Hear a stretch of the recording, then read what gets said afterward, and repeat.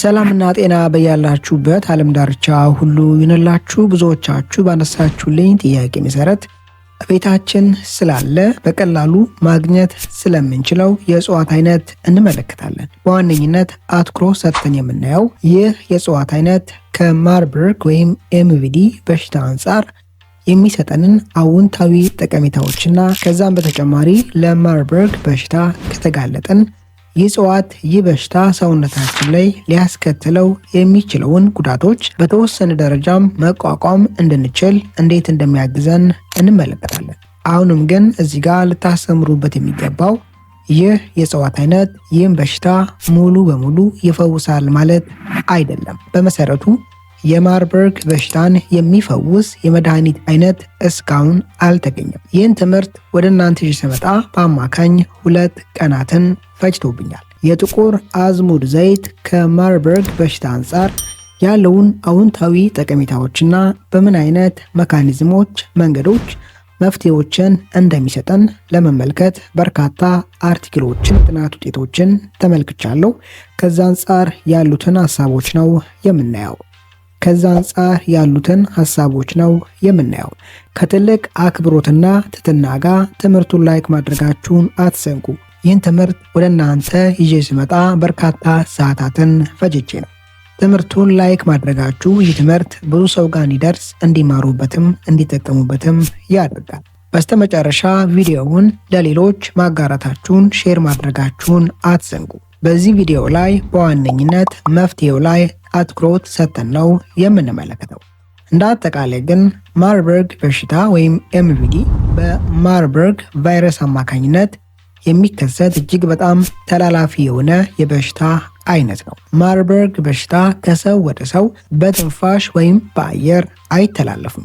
በዋነኝነት ማርበርግ ከአንድ ሰው ይህም ማለት በማርበርግ ቫይረስ ከተጠቃ ሰው ወደ ጤናማው ሰው የሚተላለፍበት ዋነኛው መንገድ በቀጥታም ሆነ በተዘዋዋሪ በበሽታው የተጠቃው ሰው ከዚህ ሰው የሚወጡ ፈሳሾች ለምሳሌ ያክል ደም፣ ላብና ተመሳሳይ ፈሳሾች በተለያየ አጋጣሚና መንገድ ጤናማ የነበረው ሰው ጋር ከደረሰ ለምሳሌ ያክል በቆዳ ንክኪ፣ አብሮ ከመተኛት፣ በልብስ ወይም ይህ ቫይረስ ያረፈባቸውን ዕቃዎች ከመንካት ከመጠቀም ጋር ተያይዞ ከበሽተኛው ሰው ጤናማ ወደ ሆነው ሰው ይተላለፋል። ማርበርግ ቫይረስ አንድ ሰውን ካጠቃ ወይም ደግሞ ኢንፌክት ካደረገ በኋላ የተለያዩ ጤና እክሎችን እስኪያስከትል ምናልባት ከ2 ቀን እስከ 21 ቀናትን ሊፈጅ ይችላል። እንደ አጠቃላይ አንድ ሰው በማርበርግ ቫይረስ ከተጠቃ ከ1 እስከ 5 ባሉ ቀናቶች የሚከተሉትን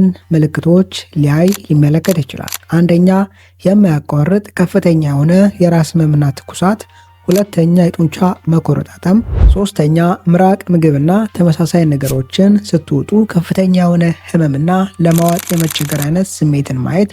4ኛ፣ የማስታወክ ስሜት። 5ኛ፣ እግር አካባቢ ማበጥ። 6ኛ፣ ከሰውነታችን የደም መፍሰስ። 7ኛ፣ ከፍተኛ የሆነ ግራ መጋባት። እነዚህ በዋነኝነት ከሚዘወተሩና ከሚታዩ ምልክቶች መካከል ዋነኞቹ ናቸው። አንድ ሰው እነዚህ ምልክቶች ለአብነት ያክል 1-2ቱን ስላየ ለማርበርግ በሽታ ተጋልጧል ወይም ደግሞ ማርበርግ ቫይረስ አጥቅቶታል ማለት ግን አይደለም። እነዚህ ምልክቶች ስታዩ ግን በአፋጣኝ ወደ ሕክምና ቦታ መሄድና ተገቢውን ሕክምና ማግኘት አስፈላጊ ነው። በዚህ ትምህርት ላይ የምንመለከተው ስለ ጥቁር አዝሙድ። የጥቁር አዝሙድ ዘይት በሚከተሉት 4 ዋነኛ መንገዶች የማርበርግ ቫይረስ በሰውነታችን ላይ ሊያስከትለው የሚችሉትን አደጋዎችና ጉዳቶች የመቀነስ ከፍተኛ አቅም አለው። ከፍ ሲልም የመጋለጥ ዕድልን በተወሰነ ደረጃ ሊቀንስ ይችላል እኛ ካለን ጥንቃቄ በተጨማሪ። አንደኛ፣ ጥቁር አዝሙድ ከፍተኛ የሆነ የጸረ ኢንፍላሜሽን ባህሪ አለው።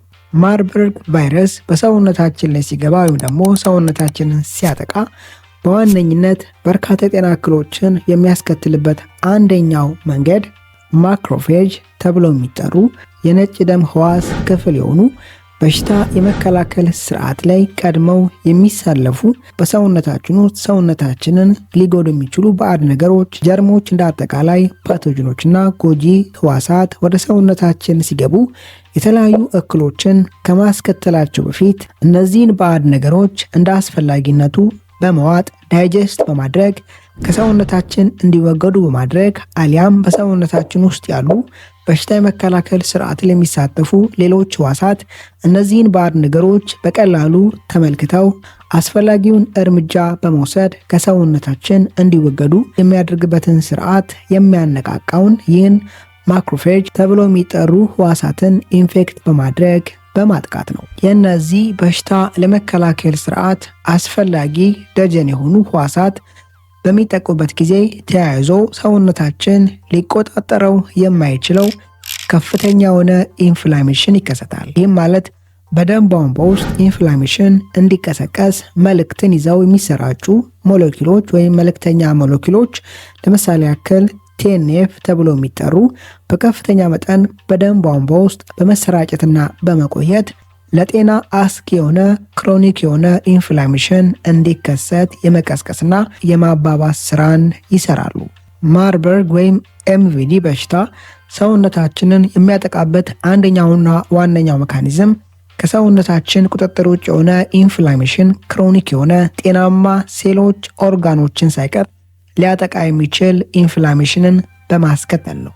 ጥቁር አዝሙድ ከላይ እንደጠቀስኩላችሁ ይህን ኢንፍላሜሽን የመቆጣጠርና በይበልጥ ኢንፍላሜሽን በሰውነታችን ውስጥ እንዲባባስ የሚያደርጉ መልእክተኛ ሞለኪውሎች በደማችን ውስጥ የሚኖራቸውን እንቅስቃሴና ቆይታ የመቆጣጠር የማውረድ ከፍተኛ አቅም አለው። በይበልጥ ቲኤንኤፍ ተብሎ የሚጠሩ እነዚህን ሞለኪውሎች መልእክተኛ ሞለኪውሎች ቁጥራቸውና በደም ቧንቧ ውስጥ የሚኖራቸውን ቆይታ በማርገብ ክሮኒክ የሆነ ኢንፍላሜሽን የመከሰት ዕድልን በላቀ ደረጃ የመቀነስ አቅም አለው።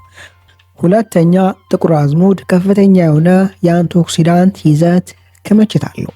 በሰውነታችን ውስጥ በተለያየ አጋጣሚ የሚመሰረቱ ጎጂ ሞለኪውሎች፣ ኬሚካሎች ፍራዲካል ተብሎ የሚጠሩ እነዚህ በሰውነታችን ውስጥ ካለው አንቲኦክሲዳንት ተብሎ የሚጠሩ ጤናማ ኬሚካሎች ቁጥራቸው ከበዛ ይህ አይነት ሁኔታ ኢንቫይሮንመንት በሰውነታችን ውስጥ መኖር በሰውነታችን ውስጥ የተለያዩ ጤና እክሎች ሲከሰቱ ለአብነት ያክል ማርበርግን ብንመለከት እንዲህ አይነት በሽታዎች ሲከሰቱ እነዚህ በሽታዎች በሰውነታችን ላይ ያስከትሉት የሚችሉትን ጉዳቶችና አደጋዎች ከፍ ከማድረግ በተጨማሪ ከነዚህ በሽታዎች የማገገምና የመዳን አቅማችንን በላቀ ደረጃ ይቀንሳሉ፣ ያወርዳሉ። ጥቁር አዝሙድ የአንቲኦክሲዳንት ቁጥርን ከፍ በማድረግ ሰውነታችን በሽታ የሚከላከልበትን ስርዓት ማጠንከርና መገንባት እንዲችል ያግዛል። በእንዲህ አይነት ሁኔታዎችና ጤና እክሎች ወቅት በውስጣቸው ከፍተኛ የአንቲኦክሲዳንትነት ይዘት ያላቸውን ምግቦች፣ አትክልቶች መመገብ እጅግ በጣም አስፈላጊ ነው። ሶስተኛው ጥቁር አዝሙድ በሰውነታችን ውስጥ ከቁጥጥር ውጭና ሰውነታችን ሊቋቋመው ከሚችለው በላይ እየተነቃቃና ጤናማ የሆኑ ህዋሳትን ኦርጋኖችን እያጠቃ ያለውን በሽታ የመከላከል ስርዓት የማርገብ የማረጋጋት አቅም አለው። ጥቁር አዝሙድ ከላይ በጠቀስኳቸው በእነዚህ ሜካኒዝሞችና መንገዶች አማካኝነት ከማርበርግ በሽታ አንጻር ያሉ አሉታዊ ተጽዕኖዎችን መቋቋም እንድንችል በከፍተኛ ደረጃ ያግዘናል፣ ይረዳናል። አሁንም ግን ጥቁር አዝሙድ ብቻውን ሙሉ በሙሉ ፈዋሽ ነው ወይም ደግሞ ብቻውን ያድናል ማለት ግን አይደለም። ከላይ እንደጠቀስኩላችሁ ይህን ቪዲዮ እስካዘጋጀውበት ቀን ድረስ በግልጽ የታወቀ ለማርበርግ በሽታ ተብሎ የተዘጋጀ ፍቱን የሆነ መድኃኒት የለም። ጥቁር አዝሙድን እንደ አጋዥ እጽዋት ልንወስደው እንችላለን። የጥቁር አዝሙድ ዘይትን በሚከተለው መንገድ መጠቀም ጠቃሚና አስፈላጊ ነው። ከ1 እስከ 2 የሻይ ማንኪያ ከጥቁር አዝሙድ ዘይት ላይ በመውሰድ መጠቀም። በመቀጠል 30 ደቂቃ ቆይታችሁ ቁርሳችሁን መመገብ። በእንዲህ አይነት መንገድ ጠዋት ላይ ብትጠቀመው መልካም ነው። ጥቁር አዝሙድ ዘይትን ከመጠቀማቸው በፊት የሕክምና ባለሙያዎችን ማናገር ያለባቸው የሚከተሉት ሰዎች ናቸው። አንደኛ፣ ከደም ማቅጠኛና ከደም መፍሰስ ጋር ተያይዞ መድኃኒት እየወሰዱ ያሉ ሰዎች። ሁለተኛ፣ ከኩላሊት ወይም ከጉበት በሽታ ጋር ተያይዞ መድኃኒት እየወሰዱ ያሉ ሰዎች። ሶስተኛ፣ እርጉዝ የሆነች ሴት። አራተኛ፣ በደማቸው ውስጥ ዝቅተኛ የሆነ ስኳር ያላቸውና ከዛ ጋር ተያይዞ ሕክምና እያደረጉ ያሉ ሰዎች ጥቁር አዝሙድ ዘይትን ከመውሰዳቸው በፊት ሕክምና ባለሙያዎችን በአካል ቀርቦ ማናገር ያስፈልጋል። ዛሬ ትምህርታችን ላይ ጠቃሚ ሀሳቦችን፣ ምክሮችን እንዳገኛችሁበት ተስፋ አድርጋለሁ። በቀጣይ በአስተማሪ ቪዲዮ እስከምንገናኝ መልካም ጊዜ ይሁንላችሁ ባይ